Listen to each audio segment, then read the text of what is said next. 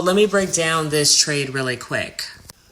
All right, so here's the trade on the gold market. And before we hop into that, here is my bias. So I was looking for sales mainly because the weekly, daily, and H4 for the most part were bearish. So I wanted to continue that trend. And then if you look at this kind of like this, you can see that basically it's going down, it's making new lows. So I actually waited for this candle right here to break and close below the support level.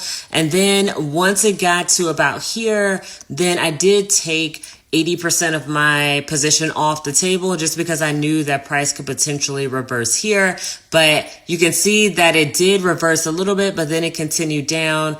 Got a really nice wick fill right here. I think that was about 40 something pips. But then during London session, price completely reversed. And then I actually got stopped out right before I woke up, which is kind of crazy.